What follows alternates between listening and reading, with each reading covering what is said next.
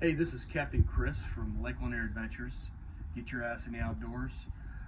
I've talked a little bit in the past about leader systems and knots and using the Alberto knot, the Albright knot, and I've really come to realize that the FG knot, I think, is the best knot to use for joining braid to mono of different diameters. And the reason I say that is because the problem I'm having with the Alberto and the Albright knot now is that I go from Lake Lanier down to the ocean quite frequently. Every couple weeks I'm fishing down on the flats or down in near coastal waters, sometimes offshore, but more importantly, the near coastal waters, I'm using inshore tackle, and many of my rods have micro guides on them now. Many of the rods we buy that are in the 7 to 7.5 foot range, medium, heavy spinning rods and casting rods contain those micro guides. And unfortunately, the Alberto knot and the Albright knot, when you tie it with 25 or 30 pound test, has a pretty large knot on it. And so what ends up happening ultimately is that knot wears down faster. It doesn't pass through the line guides as well. And it also creates wind knots too. So if you're having problems with wind knots on your braid, it's because when you cast that knot is hanging up in your line guide a little bit, and it's slowing down the actual propulsion of the lure and the line through the guides, and it's laying up slack on between your stripper guide and your reel. So just keep that in mind. What I did was I started tying the FG knot, and I was really having a tough time really biting on that. But I watched a video from one of the professional bass fishermen that really did a good job showing the angle and how easy it was that he had determined to tie it. And the one thing he didn't do though is he didn't use large line, and it was a little difficult to see. And so what I wanted to do today was kind of tease you on the FG knot and show you a little bit about how it's tied. And I think you can really find that it's an easy knot to tie, because I thought it was pretty difficult the first couple of times I messed with it. But now I can tie this on the boat in a 3-foot sea with the wind blowing. So let's get right to tying the knot. And the first thing we do is we lean the rod up against, say, the gunnel or a rail or whatever. As you can see, I'm out here on my back deck, and what I've done is I've tied a piece of 550 cord, that's parachute cord for you guys that are familiar with it, off to the rod tip of this large offshore rod. This would represent your 30-pound braid, perhaps Power Pro or one of the other manufacturers. The blue line I have here is going to be my monofilament, okay? And I'll show you how this FG knot you can be using it with braid to 30, braid to 40, braid down to 4-pound test. I actually tied a 30-pound braid to 4-pound test just as easy as I was able to tie a knot from 30-pound braid to 30-pound monofilament or fluorocarbon. So let me get started and show you how this knot's tied. The first step in tying the FG knot is to obviously pull a little slack out of your rod. You let the rod tip apply a little bit of tension to this configuration so that it assists you in being able to tighten up the knot. Lay the fluorocarbon or the monofilament, whichever you're using, across the braid, just like that. Make a T, okay?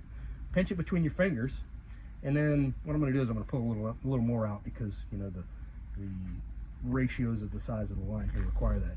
First thing you do is just, once you have the fluorocarbon over top of the braid, holding the line tight, pass it underneath, go over top, okay, and then underneath the other side. I'm going to call this side the top of the knot, the side facing the rod, and this the bottom of the knot, the side that has the tag end of the braid.